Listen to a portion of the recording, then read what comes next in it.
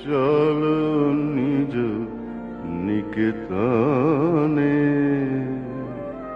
সংসার বিদেশে বিদেশির বেশে ভ্রম কেন অকারণে, মন চলো নিজ নিকেতনে।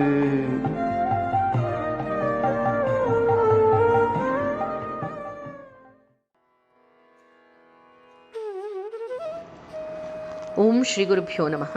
ವಿವೇಕ ವಿಸ್ಮಯ ಧ್ವನಿ ತುಣುಕು 45. ಹಿಂದಿನ ಧ್ವನಿಯ ತುಣುಕಿನಲ್ಲಿ ಗಮನಿಸ್ತಾ ಇದ್ದ ಹಾಗೆ, ಸ್ವಾಮೀಜಿ ಮಹಾರಾಜನ ಮಗು ತುಂಬ ಹಠ ಹಿಡಿದಿದ್ದಾಗ ಅವಳನ್ನು ನಿದ್ರೆ ಮಾಡೋ ಹಾಗೆ ಅವಳಲ್ಲಿ ಪ್ರಶಾಂತತೆಯನ್ನು ತಂದಂಥವರು ಸ್ವಾಮೀಜಿ. ತಮ್ಮಷ್ಟಕ್ಕೆ ತಾವು ಧ್ಯಾನಮಗ್ನರಾಗಿ ಅವಳನ್ನು ತೊಡೆ ಮೇಲೆ ಹಾಕ್ಕೊಂಡಿದ್ದೇ ತಡ ಹಾಗೆ ನಿದ್ರೆಗೆ ಜಾರ್ತಿದ್ಲು ಆ ಪುಟ್ಟ ಮಗು ಕಮಲೆ. ಪುಟ್ಟ ಕಮಲೆ ಬೆಳೆದು ದೊಡ್ಡವಳಾದ ಮೇಲೆ ಸಾಂಗ್ಲಿಯ ಮಹಾರಾಜನ ಪಟ್ಟದರ್ಸಿ ಆದ್ಲು. ಅವಳ ಜೀವನದುದ್ದಕ್ಕೂ ಕೂಡ ಅದೆಂತಹ ಉದ್ವೇಗಕರ ಸನ್ನಿವೇಶವೇ ಒದಗಿ ಬಂದರೂ ಕೂಡ ಅವಳ ಮನಃಶಾಂತಿ ಮಾತ್ರ ಕೆಡ್ತಾ ಇರಲಿಲ್ಲ. ಇದೆಲ್ಲದನ್ನು ಗಮನಿಸಿದಂತಹ ಎಲ್ಲರೂ ಹೇಳ್ತಿದ್ರು, ಅವತ್ತು ಸ್ವಾಮೀಜಿ ಅವಳಿಗೆ ಕೃಪೆಯನ್ನು ಹರಿಸಿದ್ದರ ಫಲ ಇವತ್ತು ಅವಳು ಎಷ್ಟು ನೆಮ್ಮದಿಯಾದ ಜೀವನ ನಡೆಸ್ತಾ ಇದ್ದಾಳೆ ಅನ್ನೋದನ್ನು ಗಮನಿಸ್ತಿದ್ವಿ.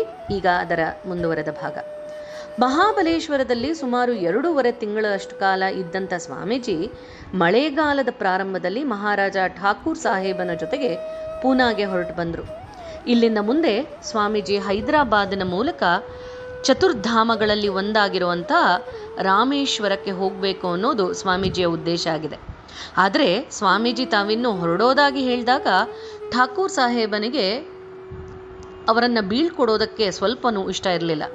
ತನ್ನ ಜೊತೆಗೆ ಲಿಂಬ್ಡಿಗೆ ಬಂದು ಅಲ್ಲೇ ಇದ್ದುಬಿಡಬೇಕು ಅಂತ ಸ್ವಾಮೀಜಿನ ಬಹಳವಾಗಿ ಒತ್ತಾಯ ಮಾಡಿದ. ಆಗ ಸ್ವಾಮೀಜಿ ಹೇಳ್ತಾರೆ, ಇಲ್ಲ ಮಹಾರಾಜ, ನಾನಿನ್ನೂ ಮಾಡಬೇಕಾಗಿರೋ ಕೆಲಸ ತುಂಬ ಇದೆ.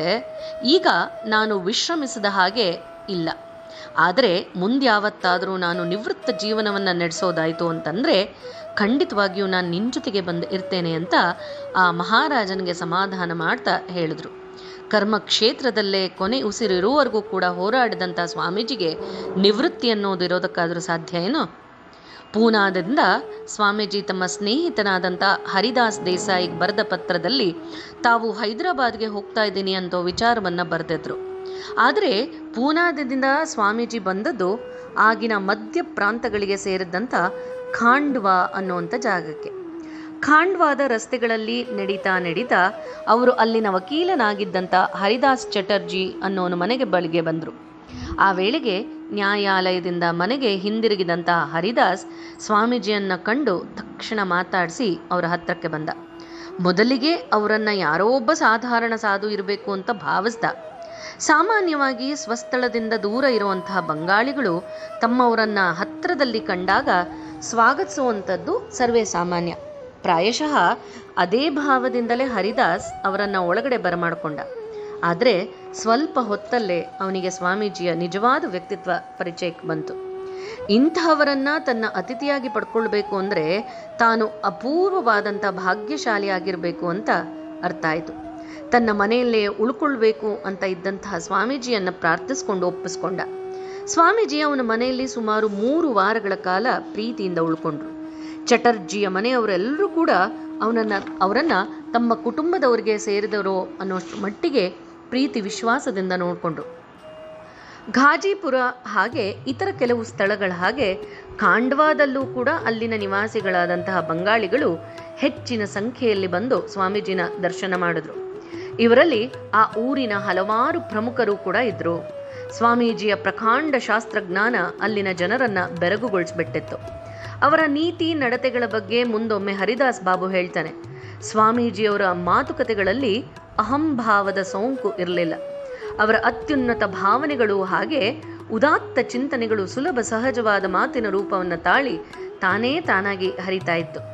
ಅವರಿಗೆ ತಮ್ಮ ಬಗ್ಗೆ ಅದೆಂತಹ ಪ್ರಾಮಾಣಿಕ ವಿಶ್ವಾಸ ಇತ್ತು ಅಂತಂದರೆ ಅವರನ್ನು ನೋಡಿದವರೆಲ್ಲರಿಗೂ ಕೂಡ ಅವರಲ್ಲೊಂದು ದಿವ್ಯ ಸ್ಫೂರ್ತಿ ಉಕ್ಕಿ ಹರಿತಾ ಇದೆ ಅನ್ನೋ ವಿಚಾರ ಗೋಚರವಾಗ್ದಲೇ ಇರ್ತಾ ಇರಲಿಲ್ಲ. ಇದು ಸ್ವಾಮೀಜಿಯವರ ವ್ಯಕ್ತಿತ್ವ. ಖಾಂಡ್ವಾದಲ್ಲಿ ಅಕ್ಷಯ್ ಕುಮಾರ್ ಘೋಷ್ ಅನ್ನುವಂಥ ಒಬ್ಬ ತರುಣ ಸ್ವಾಮೀಜಿಯನ್ನ ನೋಡೋದಕ್ಕೆ ಅಂತ ಬಂದಿದ್ದ. ಅವನು ಆಗ ನಿರುದ್ಯೋಗಿ. ಉದ್ಯೋಗವನ್ನು ಎಲ್ಲ ಕಡೆ ಅರಸ್ತಾ ಕಲ್ಕತ್ತಾದಿಂದ ಇಲ್ಲಿಗೆ ಬಂದಿದ್ದ. ಸ್ವಾಮೀಜಿಗೆ ಇವನ ಕುಟುಂಬದವರ ಪರಿಚಯ ಮೊದಲಿಂದಲೂ ಇತ್ತು. ಮುಂದೆ ಇವನು ಸ್ವಾಮೀಜಿಯವರನ್ನ ಮತ್ತೆ ಮತ್ತೆ ಮುಂಬೈಯಲ್ಲಿ ಸಂಧಿಸಿದ. ಆಗ ಅವರು ದಿವಾನ್ ಸಾಹೇಬರಿಗೆ ಹೇಳಿ ಇವನ ಬಗ್ಗೆ ಒಂದು ಪರಿಚಯ ಪತ್ರವನ್ನು ಕೊಟ್ಟರು. ಕೆಲವು ವರ್ಷಗಳಲ್ಲಿ ನಂತರ ಇವನು ಇಂಗ್ಲೆಂಡಿಗೆ ಹೋಗಿ ಅಲ್ಲಿನ ಮಿಸ್ ಹೆನ್ರಿಟಾ ಮುಲ್ಲರ್ ಅನ್ನೋಳ ಸಂಪರ್ಕಕ್ಕೆ ಬಂದು ಆಕೆಯ ದತ್ತು ಪುತ್ರನಾಗಿ ಸ್ವೀಕರಿಸಲ್ಪಟ್ಟಿದ್ದ. ಅಲ್ಲದೆ ಇವನಿಂದ ಸ್ವಾಮೀಜಿ ಬಗ್ಗೆ ಕೇಳಿ ತಿಳಿದಂಥ ಆ ಮಹಿಳೆ ಅದೇ ಸಮಯದಲ್ಲಿ ಅಮೆರಿಕಾದಲ್ಲಿದ್ದಂತಹ ಸ್ವಾಮೀಜಿಯನ್ನ ಇಂಗ್ಲೆಂಡ್ಗೆ ಕೂಡ ಕರೆಸ್ಕೊಂಡಿದ್ಲು. ತಾನು ಅವರ ಅತಿಥೇಯಳಾದ್ಲು. ಹೀಗೆ ಸ್ವಾಮೀಜಿ ಇಂಗ್ಲೆಂಡ್ಗೆ ಹೋಗೋದಕ್ಕೆ ಆಗೋ ಹಾಗೆ ಆ ಅಕ್ಷಯ್ ಕುಮಾರನನ್ನ ಭಗವಂತನೇ ತನ್ನ ಕಾರ್ಯದಲ್ಲಿ ಒಂದು ಉಪಕರಣವಾಗಿ ಬಳಸ್ಕೊಂಡಿರ್ಬೋದು ಅಂತ ಇಲ್ಲಿ ನಾವು ಭಾವಿಸಬಹುದು. ಮುಂದಿನ ಧ್ವನಿಯ ತುಣುಕಿನಲ್ಲಿ ಗಮನಿಸೋಣ. ಜಯ ರಾಮಕೃಷ್ಣ.